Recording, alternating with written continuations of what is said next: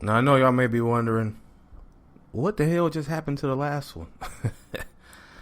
I don't know what the hell happened, man. Technical difficulties have arisen, and in the middle of the podcast, the joint just dropped on me. I don't know what the hell happened. For whatever reason, this is something to do with Trump, I'm telling you. As soon as I start talking bad about bruh, my shit went out on me. It's a cold game, ain't it? So anyway, look, let me finish the story. Where was I at? I made up this story to cat off on the chick because the other chicks was coming through, right? So, I used to mess with one of them, right? And then the mutual friend that we kind of all had was with her. But then they bought this other girl that I was talking to, or used to talk to, too. Now, girl A, we're going to call them girl A and girl B. Now, I didn't know, I didn't know that they knew each other. You feel me? But, you know, you have a mutual friend. It's kind of like, all right, like you may know them, but you don't fuck with them like that. You know what I'm saying? So it ain't really, you know, that high on your to-do list. So when I figured they didn't really fuck with each other like that, I thought it was all good. So when I wasn't fucking with girl A, I would fuck with girl B. That's kind of how that went down. So boom, they all arrive. And, you feel me? We in there chilling. It ain't nothing special going on. We just in there drinking, chilling, talking shit. You know, music on, good thing like that. A couple hours go by, we all up in there. And girl A shoots me she goes upstairs. And she shoots me the text like, she shoots me the text and says, come to the bathroom. Now, anybody knows what come to the bathroom means. I mean, come up there, time to get nasty. Go up there, I'm up there for like, we up there for like 20 minutes, whatever, doing our thing. 20 minutes is a long time with only 5 people in the house. You feel me? So, we finish our thing, we come back downstairs, and as soon as I get down there, girl B just looking at me manny, like hella crazy. Like hella crazy. But she got this manny ass, devilish ass grin on her face, right? And so, you know, whatever, she get up, she like, well, I'm ready to go. You know, all the shit. The other girl come down, she was like, we can go, it's good, whatever. So the mutual friend walks up to me right before they walk up out of there and say, your phone was ringing, and she answered it. I'm like, what? Go to the phone. Guess who it was? The girl I catted on, who super sensitive and got to do everything, you know, when she wants you to. If you don't do it, you got a problem. If you think you talking to another chick, she don't want to talk to you no more and all that other good stuff. No girlfriend, nothing like that, just somebody I was fucking with. And, yeah, so, so after that, you feel me? She, the girl who got her phone call answered, didn't talk to me for a couple of days. She read me the riot act when she finally did talk, cussed me out. Our relationship was never the same. She still fucked with me, but our relationship was never the same. Girl A, you know, she didn't give a shit. You feel me? She got what she came for. And girl B, I've never to this day actually asked her about it. We're cool now. You feel me? It's no beef, no nothing. But I've never like, why did you answer my phone that day? You know, I just chalked it up to get hated on. Like, it happens. Niggas do it. Women do it. You just get hated on from time to time. It's just how the game gonna go, unfortunately. But, yeah, man. Getting hated on is not the business. Like, at all. You know, I was telling this story when my mic went out for whatever reason, may have happened. And I was finna end the podcast there and dug it out. But now, shit, a new life now. We got a whole new round of podcasts. So fuck it, let's keep it going. You know, I didn't want to talk about this because I really feel like it's kind of irrelevant to even speak on. Somebody just came home not too long ago from jail that we all know. Told on everybody in this organization, and people was giving them a pass, talking about they wouldn't, do time for nobody who was messing with baby mamas and threatening mamas. And hey, Len, listen. That street shit, that's what you sign up for when you decide to get out there. You gonna get your grandmama house threatened. You might get your grandmama house shot up. You gonna get your baby mama fucked with. Or your girlfriend talked to. By niggas that you beef with and niggas you cool with. This is part of the process. If you gonna be out there in them streets, that's what you gotta sign up for. It's not just the glitz and the glory and the glamour it's not all just that. You know what I'm talking about? It's bigger than that. And snitching is never gonna be an acceptable thing. I know a lot of people from behind their TV screens, their phone apps, can make every excuse for you in the world. But nigga, you a snitch, bruh. That's a lifetime scar. It's never going to go away. You're never going to be able to shake that. You feel me? Never. In fact, they had somebody, it was a nigga in the hood a couple whoop-de-bops ago that, you feel me? Somebody said something about him telling. You know what I'm saying? And it stopped the whole party when they said what they said to him. You feel me? Like, it's almost like people don't just say that. You feel me? Some people abroad might say it to piss you off. A nigga might say it because he really got himself caught up and thought that you did him in. But for the most part, if somebody ever says that, it's really something to it. Whether it's a small thing or a big thing, whether you said a full detail about something, whether you told partially about it because you thought you was trying to save face. Nigga, snitching is snitching. You ain't supposed to say nothing other than lawyer. Figure the rest of that shit out after that. That's your job. Detective, detect. Lawyer. But niggas get to facing them years, all that time. They wasn't built for it in the first place.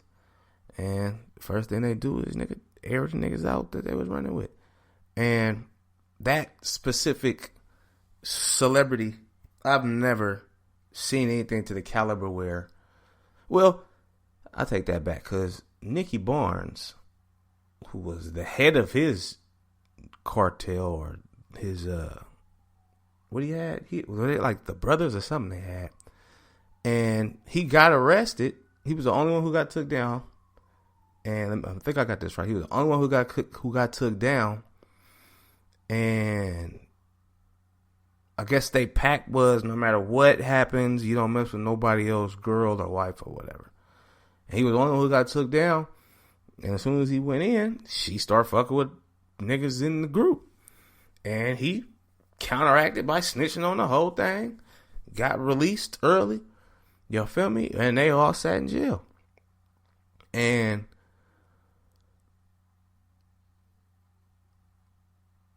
it's tough because, a lot of, and I was telling my partners this a couple weeks ago, like, snitching, telling on somebody, especially big dope dealer niggas, they're niggas who run shit, they'll definitely tell on somebody. Not telling somebody. Telling on, not sit in that room or sit in court and testify about motherfuckers. Nah. You remember how Ghost would call the police on motherfuckers in Power? Look at Narcos and shit. Them niggas was doing that shit. Look at some of them documentaries about big drug lords. Anonymous tip a motherfucker so they can try to knock off their competition money. That's one version. I'm talking about you caught, you in cuffs, you sitting in jail. Now you're ready to talk to the detectives. That's not you can't. That's not what we signing up for. You feel me? That's not what we doing, and it shouldn't be accepted. But in this era now, it's cool. It's funny if you get off and still could talk shit and joke about it, and it's, you could go viral with it, and every time a nigga say something, everybody glued into it. Like, that shit is insane. that, that's where we are right now in society. I don't want to say the streets is dead or done, because there's still a lot of G shit going on out there, but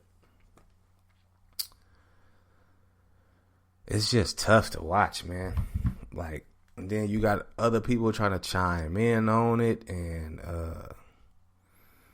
niggas talking like they out of line or something wrong with them for bringing it up, and ain't you got something else to work? Like, that's like the biggest response right now to anything. Don't you got this to worry about? Why you worried about this? Ain't you got that going on? Like, everybody has an opinion on something. You feel me? If you don't respect the opinion, just don't respect the opinion. It's all good, but everybody has one. And there's a lot of niggas out there that really feel some type of way, about shit, street code. You feel me? Some people might not feel me. Some people might not even understand totally what I'm saying. But it's all good, though. It just got to be said, from somebody who was out there running around.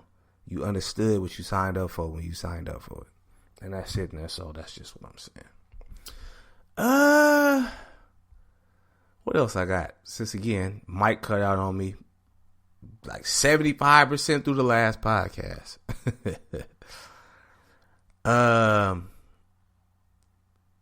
No Vegas, no nightclubs.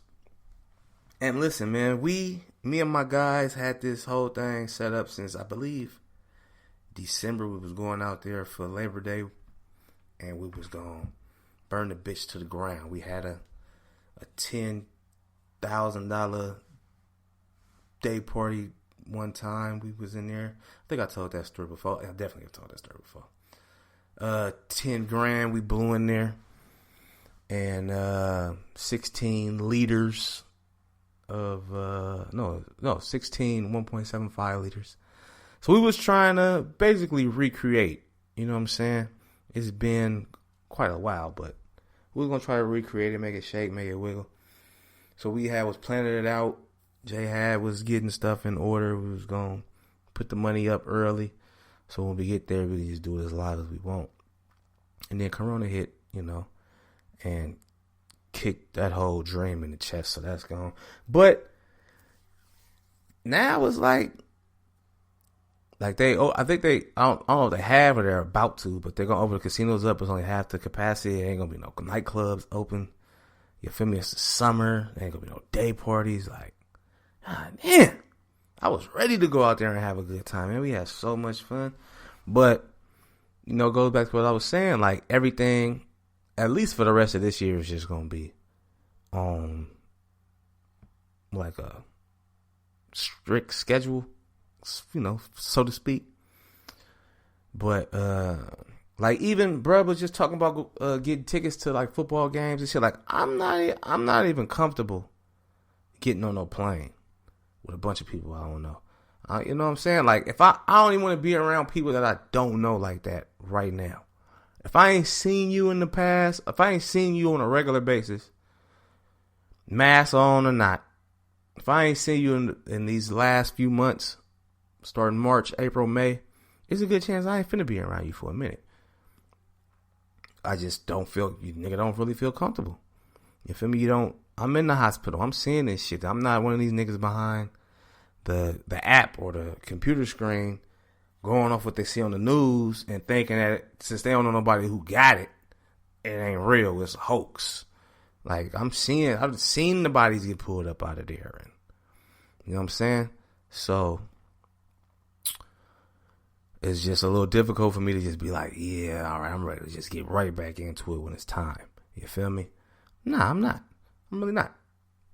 You feel me? I'm going to take my time with it. If it be December before I jump on the plane again, it's just going to be December. Even then, I don't even think I'm going to be comfortable ever getting on the plane again without a mask. You know what I'm saying? Because you're around so many different individuals. You don't know where these people coming from. You don't know who they've been around, what they've been doing. You know what I'm saying? And the whole Corona shit really woke the game up because a lot of motherfuckers is filthy. And we should have been doing a lot more to be clean.